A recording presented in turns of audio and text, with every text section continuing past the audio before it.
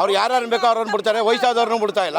500 ರೂಪಾಯಿ ದುಡ್ಡು ಕೊಟ್ರೆ ಇಮಿಡಿಯೇಟ್ಲಿ ಒಳಗೆ ಬಿಡ್ತಾನೆ ನಿನ್ನ. ಇಲ್ಲ ದೇವಸ್ಥಾನದ ಆಡಳಿತ ಮಂಡಳಿಯವ್ರಿಗೆ ಬರ್ಬೇಕಿಲ್ಗ.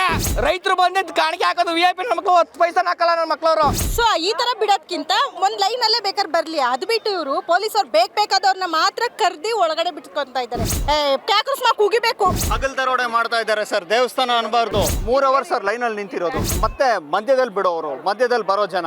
ಒಂದು ಕುಡಿಯೋ ನೀರು ವ್ಯವಸ್ಥೆನೂ ಮಾಡಿಲ್ಲ. ಸಣ್ಣ ಸಣ್ಣ ಮಕ್ಕಳು ಬಂದಿದ್ದಾರೆ, ಮಕ್ಕಳು ಎತ್ಕೊಂಡ್ ಬಂದಿದ್ದಾರೆ. ಈಗ ಇವತ್ತು ಬೆಳಿಗ್ಗೆ ನಾವಿಲ್ಲಿ ಪ್ರತಿ ವರ್ಷ ಬಂದಾಗ ಇಲ್ಲಿ ಸ್ನಾನ ಮಾಡ್ತಾ ಇದ್ವಿ. ಈಗ ಒಂದು 2 ವರ್ಷದಿಂದ ನಾವು ಇಲ್ಲಿ ಸ್ನಾನ ಮಾಡೋದೇ ಕಮ್ಮಿ ಮಾಡಿದೀವಿ. ದುಡ್ಡುಗಳು ಇಸ್ಕೊಂಡು ಮಾತ್ರ ಬಿಡ್ತಾರೆ.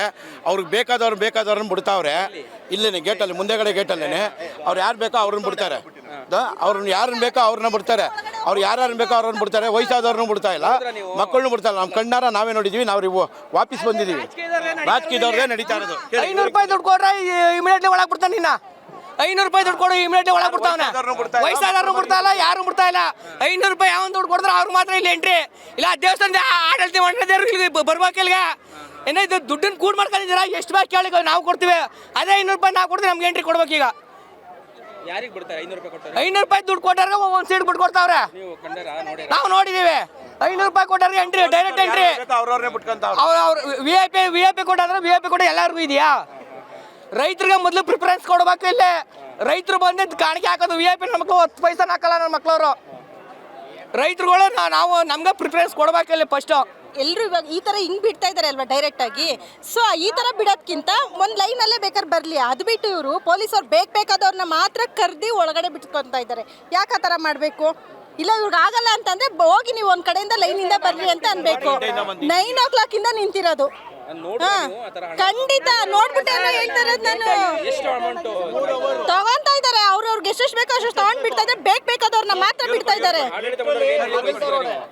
ಕ್ಯಾಕ್ರಸ್ ಮಾಕ್ ಉಗಿಬೇಕು. ಲಿಟ್ರಲಿ ಹಗಲ್ ದರೋಡೆ ಮಾಡ್ತಾ ಇದ್ದಾರೆ ಸರ್. ದೇವಸ್ಥಾನ ಅನ್ಬಾರ್ದು. ಪೊಲೀಸ್ ಅವರು ಸರಿ, ಎಲ್ಲರೂ ಸರಿ. ಹಗಲ್ ದರೋಡೆ ಏನಕ್ಕೆ ಈ ಲೆವೆಲ್ಲು? ದೇವ್ರನ್ನ ನಮಸ್ಕಾರ ಮಾಡಕ್ ಬರ್ಬೇಕಾ? ಅಷ್ಟು ದೂರದಿಂದ ಬರ್ತೀವಿ. ಲಿಟ್ರಲಿ ಸರ್ ಫುಲ್ಲು ಅಲ್ಲಿ ಕೇಳೋರಿಲ್ಲ. ಎಲ್ಲ ಕಡೆಯಿಂದನೂ ಜನ ನುಗ್ತಾರೆ. ನಾವು ಧರ್ಮ ದರ್ಶನದಲ್ಲಿ ಬರೋರು ಹೆಂಗೆ ಹೋಗ್ಬೇಕು? 3 ಅವರ್ ಸರ್. ನಾವು 3 ಅವರ್ ಸರ್ ಲೈನಲ್ಲಿ ನಿಂತಿರೋದು. 3 ಅವರ್ ನಿಂತ್ರು ಮತ್ತೆ ಮಧ್ಯದಲ್ಲಿ ಬಿಡೋರು, ಮಧ್ಯದಲ್ಲಿ ಬರೋ ಜನ. ನಾವೇನು ಮಾಡಬೇಕು? ನಾವು ಪಾಪಾತ್ಮರ ಸರ್. ಬೆಂಗಳೂರಿಂದ ಬಂದಿದ್ದೀವಿ ಸರ್ ನಾವು.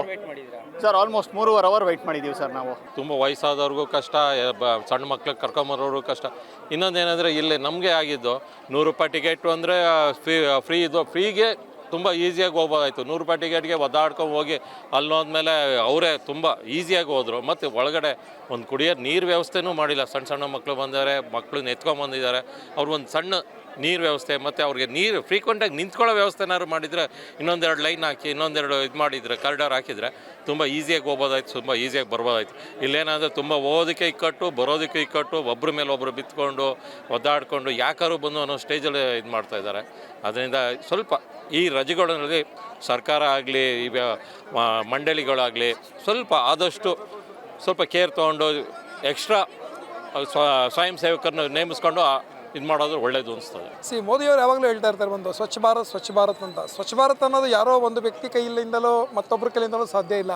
ಪ್ರತಿಯೊಬ್ಬರು ಒಗ್ಗೂಡಿದ್ರೆ ಮಾತ್ರನೇ ಅದೊಂದು ಸಾಧ್ಯ. ಈಗ ಇವತ್ತು ಬೆಳಿಗ್ಗೆ ನಾವಿಲ್ಲಿ ಪ್ರತಿ ವರ್ಷ ಬಂದಾಗ ಇಲ್ಲಿ ಸ್ನಾನ ಮಾಡ್ತಾ ಇದ್ವಿ. ಈಗ ಒಂದು 2 ವರ್ಷದಿಂದ ನಾವು ಇಲ್ಲಿ ಸ್ನಾನ ಮಾಡೋದೇ ಕಮ್ಮಿ ಮಾಡಿದ್ದೀವಿ. ಯಾಕೆಂದರೆ ಅಷ್ಟು ನೀರು ಕಲ್ಮಶ ಆಗ್ತಾ ಇದೆ ಅಲ್ಲಿ.